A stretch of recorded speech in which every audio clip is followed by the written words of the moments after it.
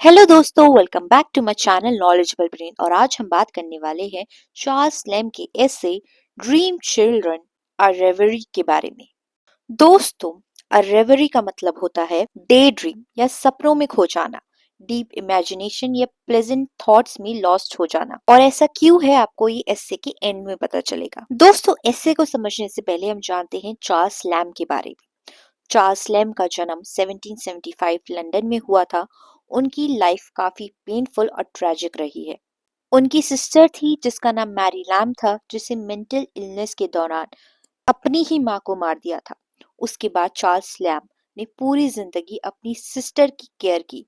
इसी वजह से वो कभी शादी नहीं कर पाए। उन्हें एक लड़की से प्यार था जिसका नाम एन सिम्पसन्स था, जिसने किसी और से शादी कर ली थी। यानी कि जो चार्ल्स लैम थे, उनकी लाइफ में loneliness, loss love, regret, unfulfilled desires थे। और यही सब जो है उनके एसे ड्रीम चिल्ड्रन में भी रिफ्लेक्ट होता है। दोस्तों, चार्ल्स लैम का जो स्टाइल था वो काफी ज्यादा यूनिक और पर्सनल रहा है।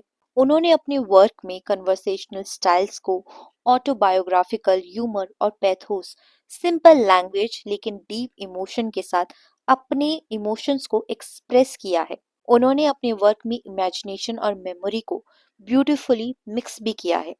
दोस्तों, चार्ल्स लैम को प्रिंस ऑफ इंग्लिश एसेइस्ट कहा जाता है। दोस्तों, उनका ये एसे पब्लिश हुआ है जनवरी 1822 को द लंदन मैगजीन में, जिसके थीम है dream versus reality, unfulfilled love, loneliness and loss, memory, nostalgia, autobiographical pain. चलिए अब इस एसे को समझते हैं।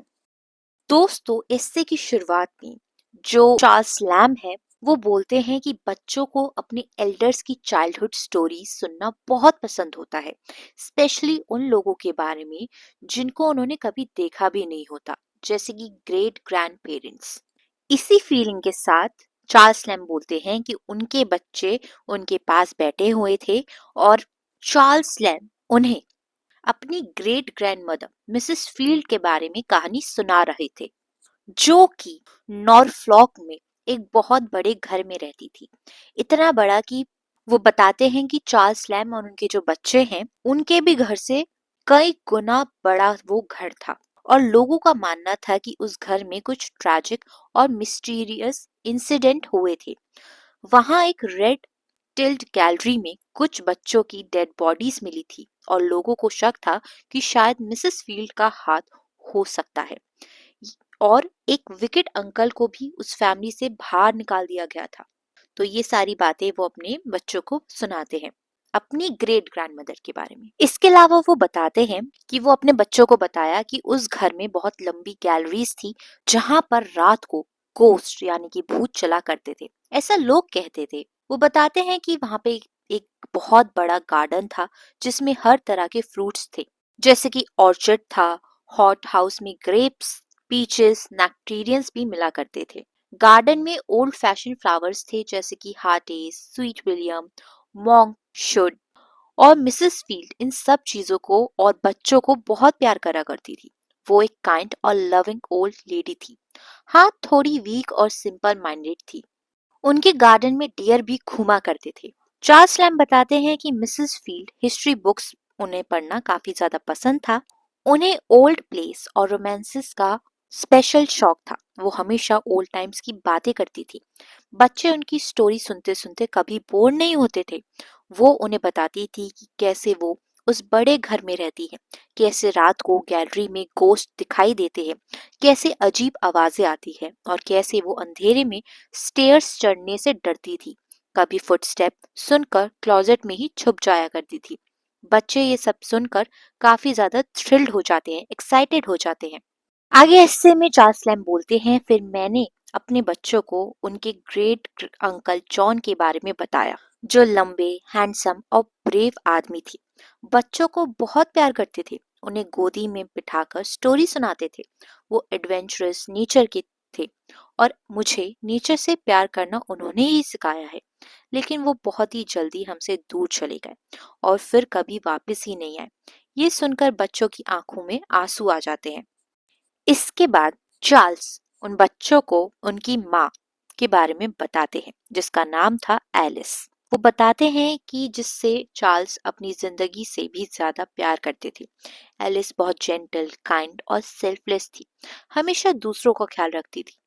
वो बताते हैं कि कैसे चार्ल्स और एलिस दोनों साथ में बैठकर पढ़ते थे, बातें करते थे और बहुत खुश रहते थे। लेकिन वो दोनों अलग हो जाते हैं और एलिस ने किसी और से शादी कर ली है और चार्ल्स उसे फिर कभी नहीं मिल पाए। ये सुन के बच्चे जोर जोर से रोने लगते हैं। चार्ल्स जो है ये सारी बातें तब याद करते हैं जब वो अपने बच्चों को देखते हैं, जिसमें से एक लड़का होता है, एक लड़की होती है, और जो लड़की होती है उसकी आंखें बिल्कुल अपनी माँ एलिस की तरह ही होती है।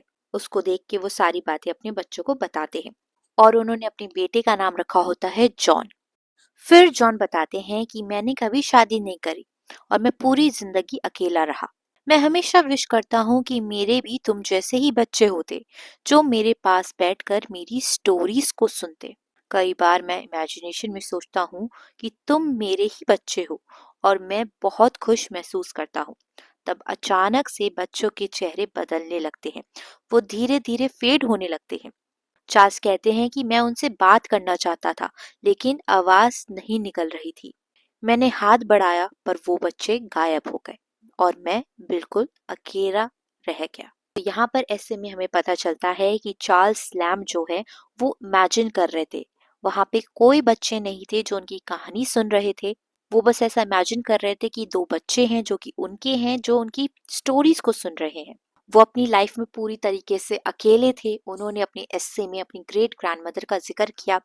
जो ग्रेट अंकल जॉन थे वो असल में चार्ल्स लैम्ब के भाई थे जिनको उन्होंने खो दिया था, और जो एलिस थी वो उनकी लॉस्ट लव एन सिम्पसन जो थी रियल लाइफ में, उनके ऊपर उन्होंने ये नाम लिखा था। तो वो ये सब कुछ इमेजिन कर रहे थे कि ऐसा होता, अगर मैंने कभी शादी की होती, अगर मेरी जिंदगी में सब अच्छा होता तो मैं ये सारी कहानी अपने बच्चों को सुनाता।